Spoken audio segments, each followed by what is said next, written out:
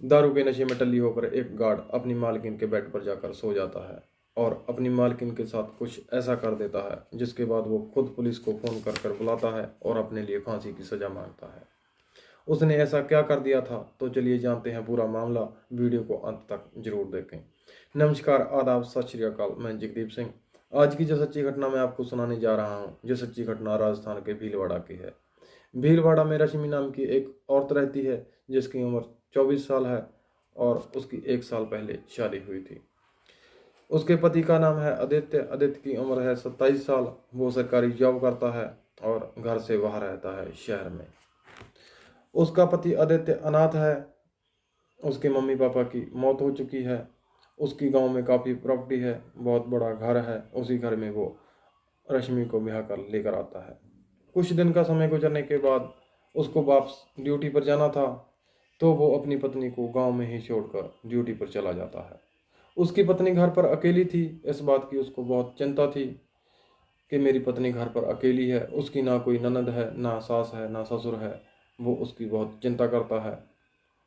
वो उसको शहर लाने की कोशिश करता है, लेकिन अभी उसका इंतजाम नहीं हो रहा था। तो आदित्य सोचता है कि इस साल तो मैं अपनी पत्नी को गांव में ही रहने देता हूँ, अगले साल शहर ले आऊँगा, तब तक इंतजाम भी हो जाएगा। आदित्य अपनी पत्नी रश्मि को फ़ोन करके बोलता है कि क्यों ना मैं तुम्हारे लिए एक गार्ड नियुक्त कर दूं, जो घर की देखभाल भी करेगा और काम धंधे में हाथ भी बटा देगा।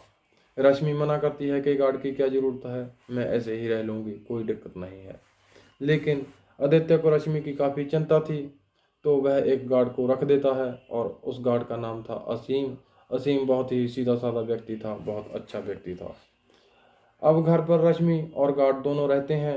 रश्मि जो भी खाना बनाती है उसी में से गार्ड को देती है। कोई पक्षपात नहीं करती, कोई अलग खाना नहीं बनाती। जैसा आप खाती है वैसा ही गार्ड को देती है।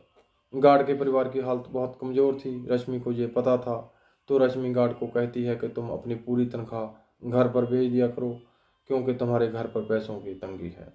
तुम्हें जो भी खर्चा कपड़े आदि के लिए चाहिए होगा वो मैं तुम्हें अलग से दे दूंगी।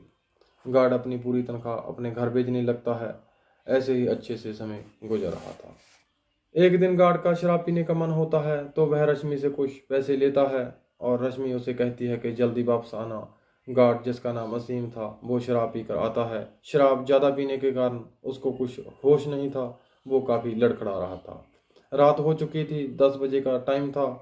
वो अपनी मालकिन के कमरे में घुस जाता है। रश्मि सोई हुई थी। गार्ड उस कमरे में जाकर उसके बेड पर गिर जाता है और रश्मि को पकड़ लेता है। रश्मि उसे छूटने की कोशिश करती है, लेकिन वो उसके हाथ पकड़ लेता है और रश्मि के कपड़े फाड़कर उसके साथ जबरदस्ती संबंध बनाने लगता है। वो पूरी रात उसके साथ जबरदस्ती संबंध बनाता है। रश्मि उसे छूटना चाहती है, लेकिन गार्ड शरीर से काफ़ी तंदुरुस्त था, वो उसे जाने नहीं देता।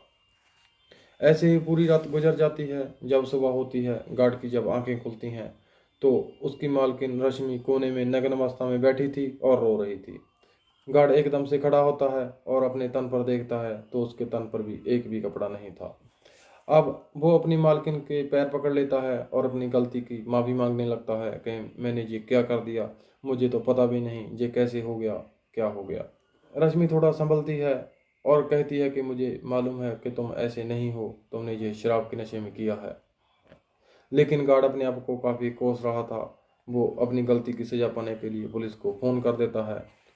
पुलिस आती है और सारी घटना पूछती है।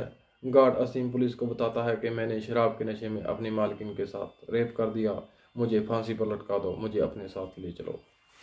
जो मालकिन मेरा इतना करती थी, मैंने उसके साथ ऐसा कृत्य कर दिया।